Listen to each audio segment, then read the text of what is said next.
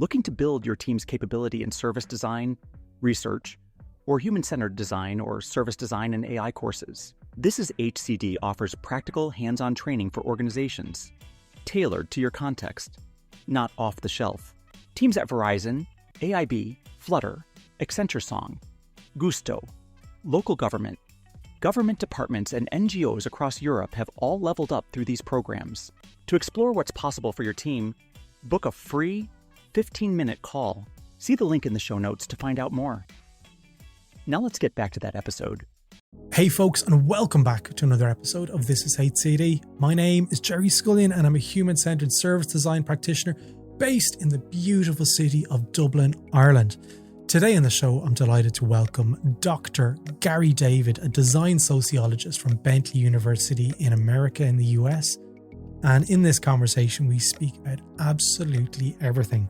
Now, I was really interested and it piqued my interest about design sociology. What does that really mean? He hosts his own podcast called Experience by Design, and he spent 26 years watching workplaces evolve from every dorm room has an Ethernet port to please close your laptops.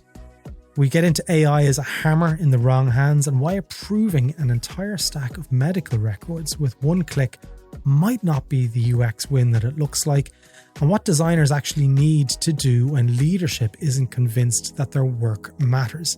We really spoke at length about that. What does the future of work look like around AI? I know it's a great conversation because I've managed to, be part of it, but it's really suitable and it's prevalent for the world that we're in at the moment, where we're seeing lots and lots of introductions of AI into organizations. Sometimes it's not the right outcome. It's not the outcome that they've potentially hoped for. And Gerry is the person to really talk to about these kind of situations. I know you're going to love it. Let's jump straight in.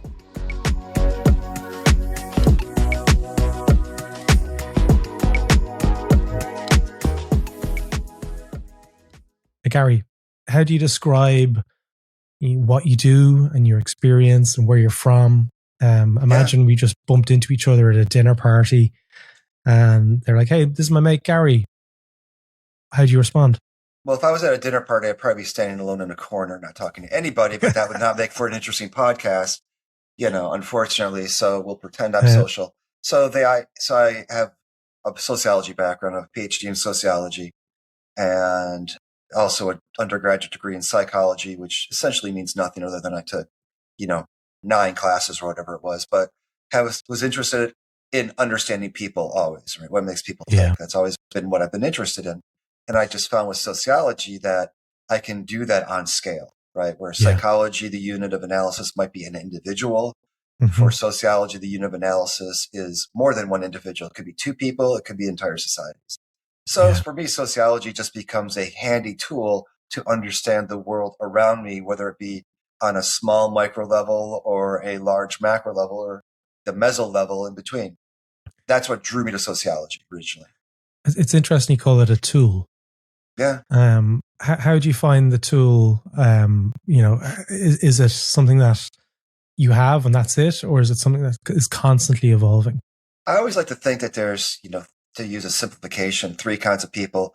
Those who are naturally good at something, those who could be good with additional training and effort, and those who should probably stay the hell away from it. So that's for anything, right? And so, I used to run marathons. I trained a lot. No matter how much I trained, I was never going to be at the front of the Boston Marathon, right? It's just not there. But at the same time, I had enough talent to get away with being relatively decent. And so I think as a tool, sociology is something that is unique in that we are all sociologists of a sort. If you are a competent social being, you have to be a sociologist because you have to continually adapt to context and situation as you move through life. Then sociology becomes about turning what we already know into something that we're aware of, and then also elevating those skills. Of those 3 different types of people that you said about, staying the hell away from it. Yeah. Is there anyone in that category that you think should stay the hell away from sociology? Yeah, I do actually. I mean, I think that for the way I do sociology and the way I think you get closer to human experience and phenomena is by engaging directly with people are those who just aren't good at engaging directly with people. I'm teaching a class on right now, ethnography for experience design.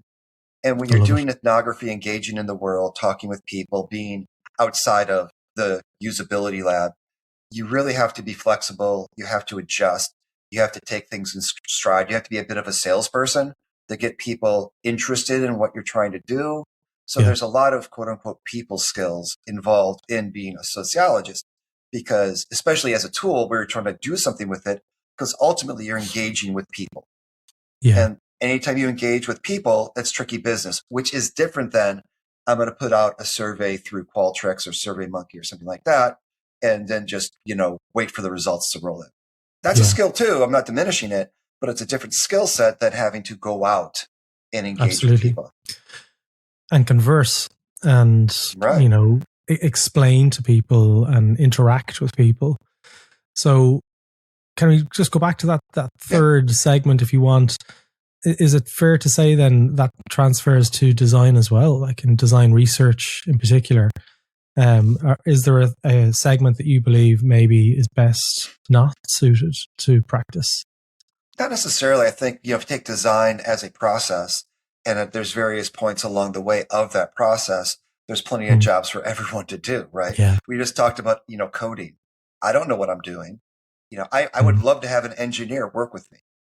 Yeah. It doesn't mean that I want the engineer to go out doing other stuff where another person, that the very nature of a corporation is to have people who have specialized skill sets that are working together in some coordinated way to achieve some kind of outcome. Yeah. This is like we have creatives trying to do their own operations. Walt Disney needed Roy Disney. Steve Jobs needed Steve Wozniak.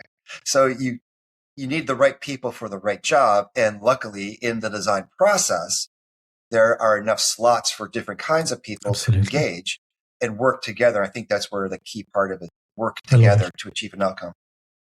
Now, before we started recording, we were talking a little bit more around people from different perspectives. It could be political leanings. It could be belief systems that really can hinder conversations and relationships to blossom. I come from Ireland, and there has been a period of our history we refer to as the Troubles that really brought peace to the island of Ireland. And it's not perfect, but it works at the moment and has worked for the last 25 years. I'd love to get your understanding, because America is in a kind of a sticky situation at the moment. And I was conversing with a few different practitioners, and they were talking about how difficult it would be to go to America and maybe start working alongside people who think very, very differently to how they see the world at the moment. As a sociologist, I'd love to get your perspective on that and how you can actually prepare for working with known knowns and people who maybe think radically different to how you see the world. Yeah, I think one of the key things to think about is what are deal breakers in terms of the divergence of opinion or thought or ideology. So take, for instance, there's a whole sub-segment of folks who might say something like, empathy is overrated. Empathy is a weakness. This kind of toxic masculinity on the internet, that empathy is a bad thing. Well, okay. Like that's kind of a non-starter, since it's a foundational aspect of what it is we do. Right. So like, empathy is weakness. Well, all right. I guess we really can't do a whole lot more, can we? So you take it like at that extreme, and then you move into, what's the difference of opinion? What's the deal breaker? One of the things that I did was I looked at software development teams around the world. And we looked at not just, when people usually do that kind of work, they're like, well, how are the Indians different than the Americans? And I even did it in Ireland, right? The Irish are different than the Americans and the Indians. Well, if you start from a foundation of difference, you can find differences. Okay, let's flip that. What do we have in common? Can we create a situation in which the salience of shared identity becomes more elevated? And so I engaged in a number of exercises that were based in sociology around how can we surface the things we hold in common so that we can align around those things and not focus on the social distance that exists. It's what I call a pronoun progression, going from us and them orientation to a you and I orientation. Yeah, the Irish I don't like, but Gerry, he's all right. He's one of the good ones. Oh, to, thanks. yeah, you're welcome, to the we orientation, which is we have a lot in common despite these other things. So can you find that alignment around something shared? And is there a deal breaker that if somebody is against empathy, well, Yeah. I can't really work with you. Or if they have some prejudicial attitudes or something that doesn't work, if they were completely anti, Irish, well, I mean, there's not much I can do there. One of the theories around this is you just don't go to the areas where you know that there's going to be, kind of a large difference. I'm not entirely sure if that's the right approach. How do you work towards setting those boundaries at the start of those kind of relationships, in your opinion? I think about Anthony Bourdain, right? The great Anthony Bourdain, who would travel around to places that, had different opinions than him and would engage with them directly around a shared experience, right? Which is eating.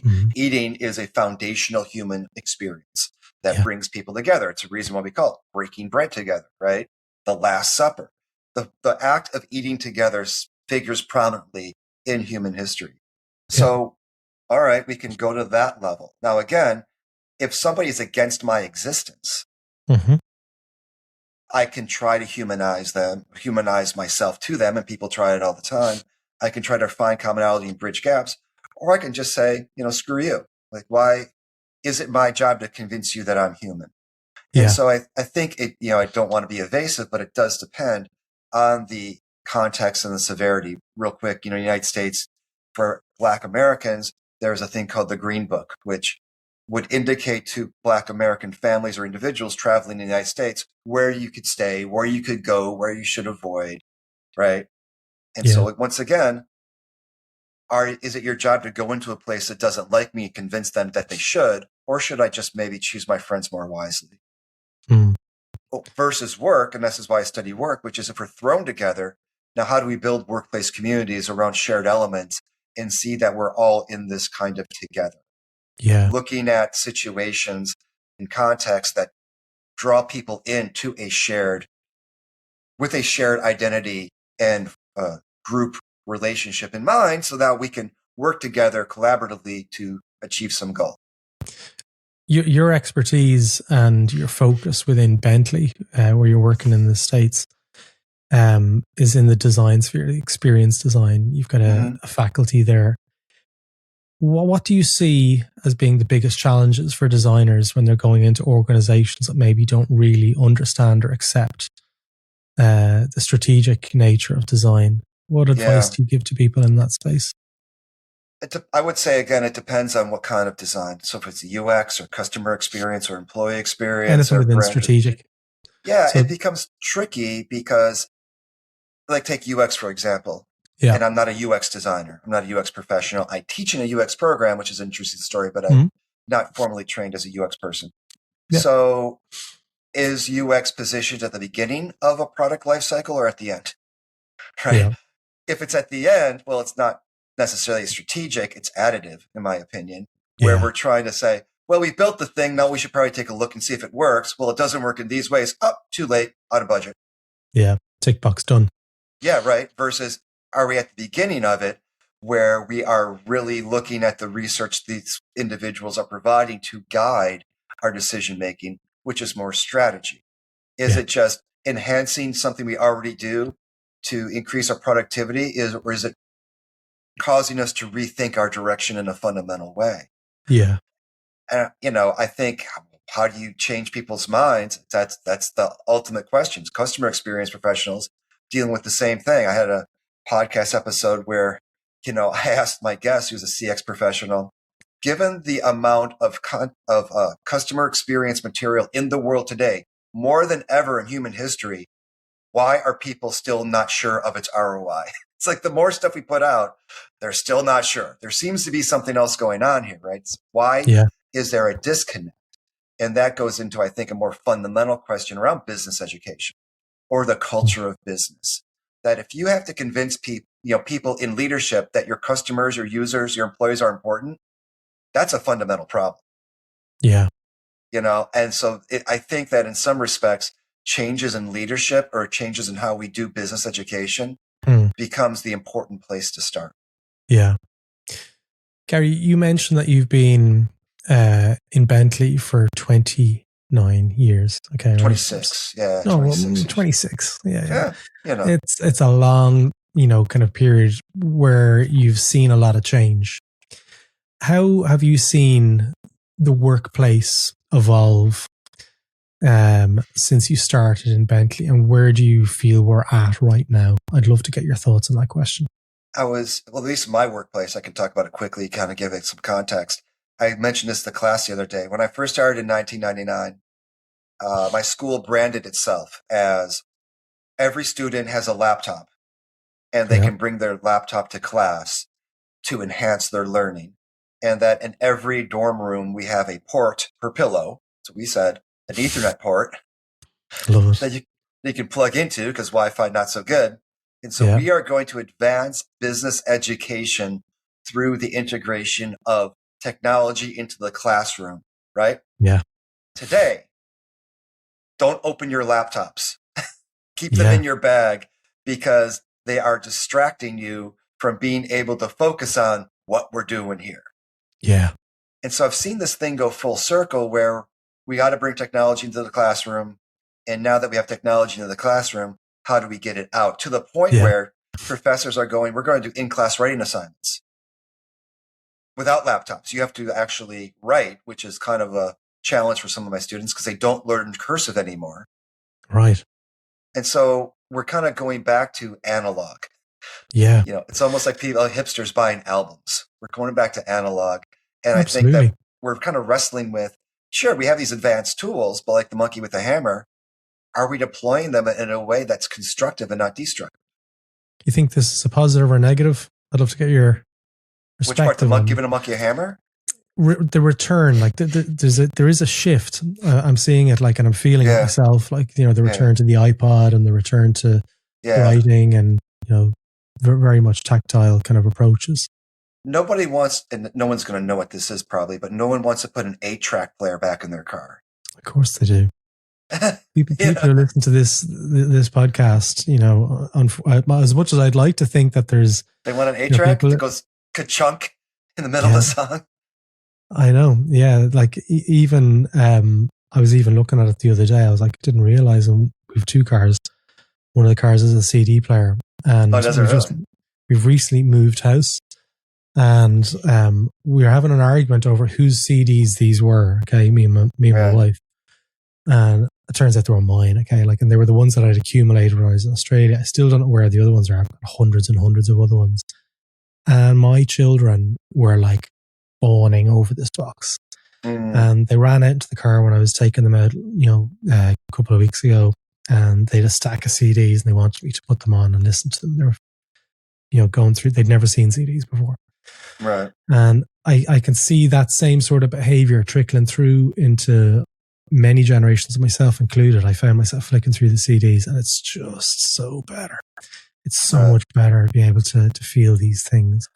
And liner notes were a thing of the past, right? That liner notes used to be a thing on an album that you'd read, that you could, the people who wrote the liner notes, that was a whole art form. And I think for any of this, right, it's the right tool for the right job. It's what we might call like a bricolage approach. That what's the right tool for the right job? And so for designers, or for any, we're all designers of some sort. I in the classroom when I'm teaching, I'm designing an experience, right? Yeah. What is the right tool for the right job? Not that you can't use laptops in the classroom, but when should we use laptops? Not that you can't use AI, but when should you use AI? Not that you shouldn't listen to a CD, but you know what? You don't want to go out listening to a CD while you're jogging. Trust me, we tried. It didn't work out well.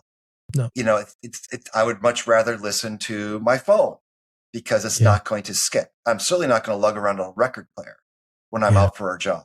So what's the right tool for the right job? And we have to achieve a level of maturity in our strategy, not just to chase the next shiny key or the next bright widget, and to think more intentionally about what's the right tool for the right job.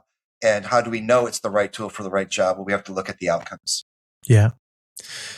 Am I right in saying that in your area of expertise is workplace studies and sociology? Yep. In the current world that we're all living in like the advent of AI, it's seemingly extremely difficult for graduating students in design now to access the workplace. The challenges are there. What used to be 50 applicants for a graduate position are now closer to 500. So it's much more difficult to catch that first break. And it's extremely important for the industry to be able to give those first breaks to designers. Otherwise, we'll lose them to other disciplines.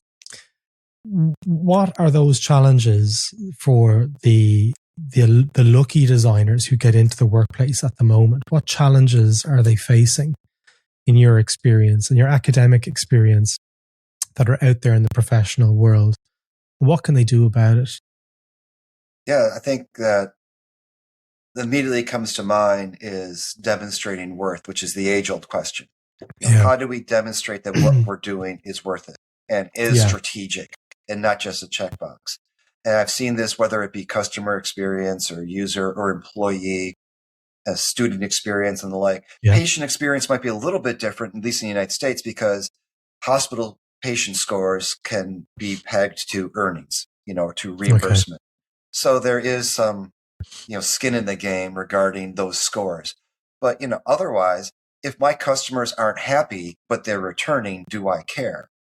Well, how do you make that argument? Again, if you're trying to make an argument to a C-level person that you should care about your customers and they're not convinced inherently that's a good thing automatically, then that's a tough challenge to overcome. So I think that, as always, we have to peg our role to returns that matter to the people who make decisions. Unfortunately, that's just the nature of the game. However, we also have to be in a position to educate about other things that matter, that we could expand beyond, and to show, if not, there's many kinds of ROI, not just profitability. And so how do we start to educate, whether as individuals, as educational institutions, or as professional organizations, that these things matter in these various ways. And if you adopt these kinds of strategies, then we will perform at a level beyond our competition. And so building those cases becomes critically important, which is the challenge we've been doing. This is not a new challenge, but I don't think that challenge is gone away. I think also the fewer people there are always in any situation, the more that those fewer people now stand for everybody. Yeah. You know what I mean? So if you're like the only Irish person I know, all Irish people become you. It's your responsibility. So the fewer people, the greater the responsibility to carry the reputation of a field, fortunately.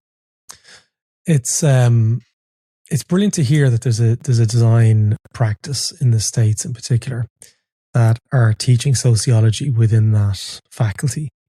I'm not too sure because I'm not too close to design academia, but is that a normal kind of introduction to bring sociology into the design faculty?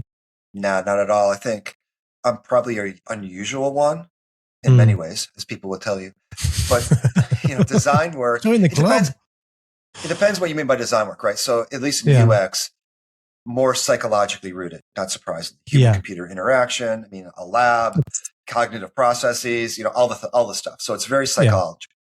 I began teaching in my program because the founder of our program, Dr. Bill Gribbons, is now retired. He's like, "Oh, you're an ethnographer." Yeah.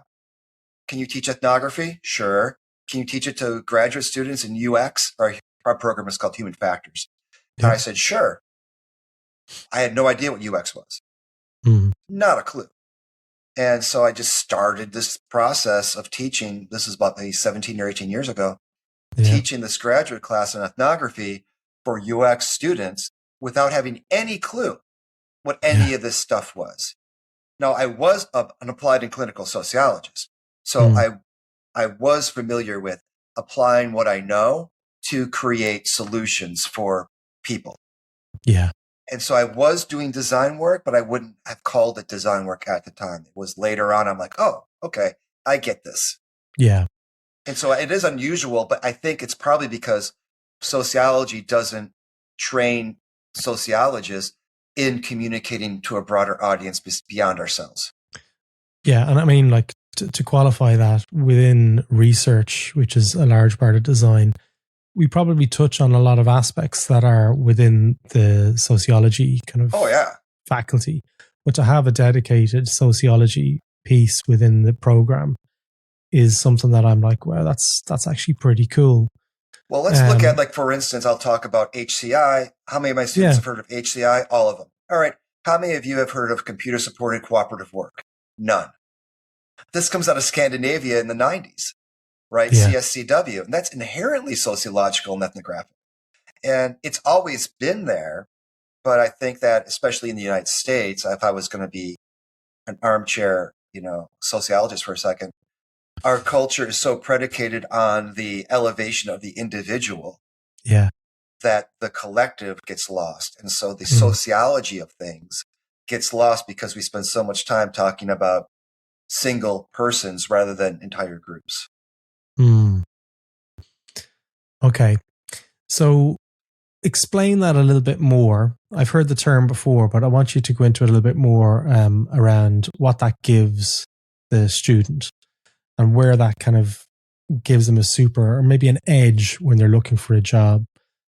I'm interested in that aspect.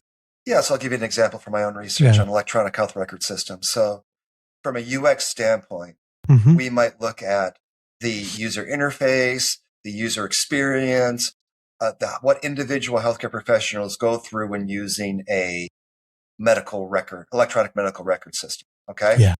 Fine, fair enough. So we can test it in the lab and look at the colors and look at the button size and look at the placement and figure out the workflow and all that kind of good stuff. That doesn't matter necessarily about how they're going to use it when the technology fundamentally changes relationships and power in these organizations. So it used to be the case that doctors could largely author the medical records themselves to suit their own needs. Wow. Now, who's in charge of it? Well, it's not the doctor, it's the people in the, information systems part of the organization that are dictating to doctors, before you can order a test, you need to have these boxes checked. Or if you want, not only is this going to be visible to you, but it's going to be visible to anybody else with access to the system. One time I was asking my daughter's pediatrician when I was doing this research, can you have an electronic medical record, right? He's like, yeah. Can any other doctor see your patient's records? And he said, no, why would I want that? And I said, well, why wouldn't you want that? He's like, well, if anybody wants to look at my patient's medical records, I want to know why and what the situation is so I can understand what's happening. Okay, now we're getting into social relationships, right? Yeah. If billing and reimbursement is influencing what's in the electronic medical record system and how doctors are using it, it no longer becomes principally about clinical care, and it becomes about something else. Now we're into a larger systems consideration. You're hearing more and more people talk about systems design, systems engineering, collaborative systems. So when you go from the human-computer interaction into systems, that jump is sociology, right? And that's where the sociologist is now situated to think about the broader impacts and the interconnections of, technological design and use. Yeah, absolutely. There's so many questions I have about that one particular one. Going back to your pediatrician, was there a follow-on discussion after that about why? Others, like, do you get into the whole kind of like, well, it might be nice for other people to be able to see and make sure that there's trust and transparency to that you're doing the right thing. What followed on that conversation? Can you remember? Well, he basically was talking about how it's his patient. He doesn't necessarily not want to share the medical record. And we can talk about what is the medical record if you want, but also he wants to be aware of what's happened. And so he wants to be familiar with what the concern is or what the issue is that might have transpired, which necessitated somebody else to get access to that thing, which is completely reasonable, thing to want. To a point, but why would it be made private? Like what's the argument? It's private. It's private. It's not necessarily made private. It's more he wants to know what's happening. It's his job to have an understanding of what is happening to his patients. Yeah. And if someone can access the record without him knowing it, then he's not familiar or aware. I'll give you another quick example of the UX versus systems consideration. I was talking with a dermatologist, and he said to me, one of the great features I love about our system is the approve all function. I said, well, what do you mean approve all? He's like, oh, it's great. If I have a lot of medical records that I have to approve that I'm backed up on, I can just click a button to select all, and it approves all of them automatically. I knew you were going to say that. I'm like, what? He's like, oh, yeah, it's great. So from a UX perspective, awesome. From a clinical care perspective, well, what if there's errors in the medical record? Yeah, why is it asking you to approve them? Right. So the idea of the workflow is he might dictate a medical record. It gets transcribed, because I studied medical transcription. That transcriptionist then uploads it into the electronic health record system. He then is supposed to approve, double check it, verify it for accuracy, and then approve it. Well, there is no verification. So now we have potentially an error in the medical record that not only resides in his office, but throughout the system for anybody else to access. I mean, what could possibly go wrong? What could possibly go wrong? So from a UX perspective, 2 thumbs up. Loved it. From a patient perspective and even a risk perspective, I'm not so sure that's so good. Can I ask you a little bit more around how you teach the students to navigate those kind of quandaries? Because they're entering those workplaces where AI is going to be, we'd like to think an ally, but sometimes it's going to be on the other side of the table, challenging them with executive approval. And they're like, well, actually, these are the reasons why this is a better outcome here. Right. Is there something that you can actually add to that conversation that we as an audience and an industry really can maybe take as, I guess, just a kernel of information regarding dispute resolution? I think it's funny because on my podcast recently, I've had a few episodes on online dispute resolution and dispute resolution. It's a huge thing, though, and it's happening much, much more. Oh, absolutely. And so, again, education, right? And this goes into the sales part of it, that to do design, to do any marginalized kind of activity, you need to be able to communicate the value and worth of that activity to a broader audience in ways that they can understand. And I have experienced this as a sociologist at a business school.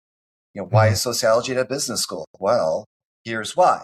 I have to explain it in terms that they understand. Translation becomes a key element of working as a marginalized profession in any industry. Okay. And so we have to educate out and talk about critical thinking, critical analysis, communication skills, collaboration skills, courage to try new things, creativity. These start to become essential elements of collaborating with AI so that we're not being replaced by it, but that we can show these higher level skills that this technology is not good at yet.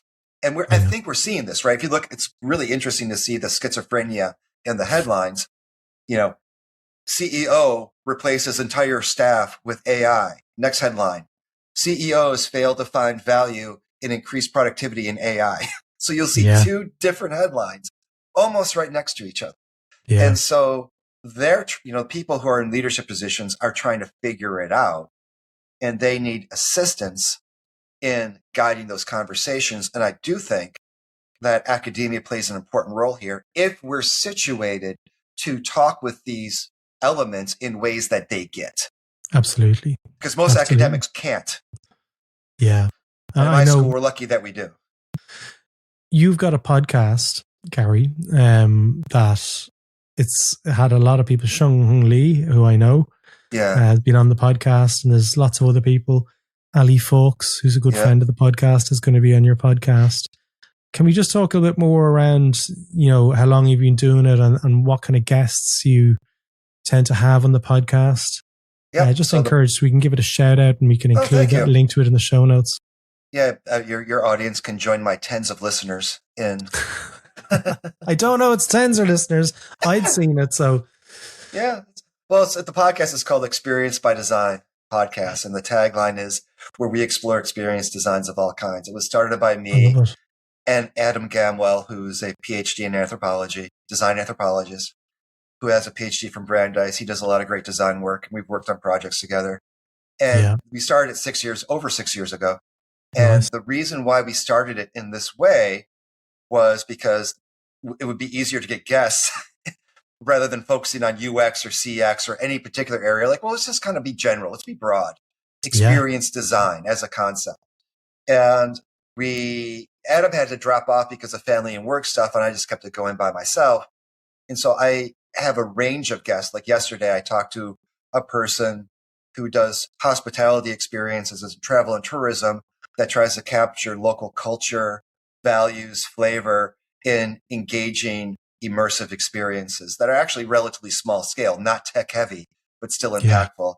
In the morning, I talked to a person about the human experience and mindful experience with the amount of electrical activity in your brain at any particular time.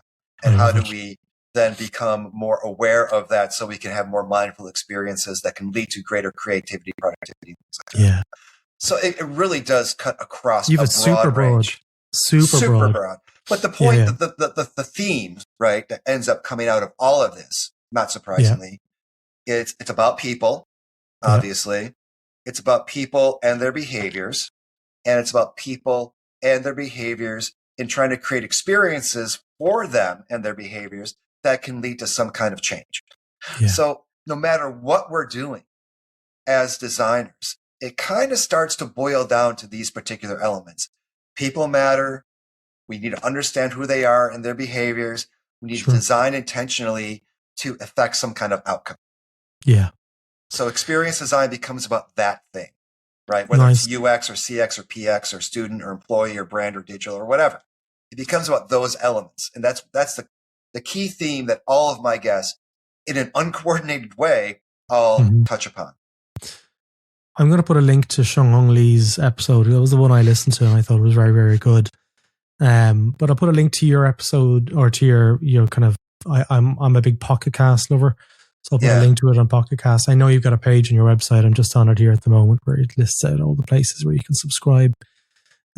Gerry, if people want to connect with you and find out more information, are you on LinkedIn? I think you're Absolutely on LinkedIn. Am, You're on LinkedIn, I'm probably the only design sociologist on LinkedIn. It says design sociologist.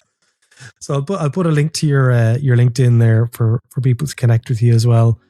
But look, I wrap every episode on This Is 8CD by thanking people for their time and energy, because we don't run a script on this. Like it's an open conversation, and a lot of the questions that I had today were out of natural curiosity around sociology and design, and also navigating the complex world that we find ourselves in now. So thank you for giving me the opportunity to ask you a PhD in sociology, no doubt. I know. How many of those are there? Too many, it turns out. But you're the first one on the podcast, so gotta be first somewhere. It's but it has been great to speak with you and get to know you a little bit as well, because we've spoken a few times now at this stage. So thanks so much for coming on, Gerry. I really, really appreciate it. No, thanks for having me. I love being on this end of the microphone, not having to ask the questions, just having to answer them. It's a different, I won't say more enjoyable, but it's... Well, you're a natural. Oh, thank you. You know what I mean? Appreciate it. I'm that part that's just naturally good at it. Yeah, exactly. We'll stay in touch. All right, cheers.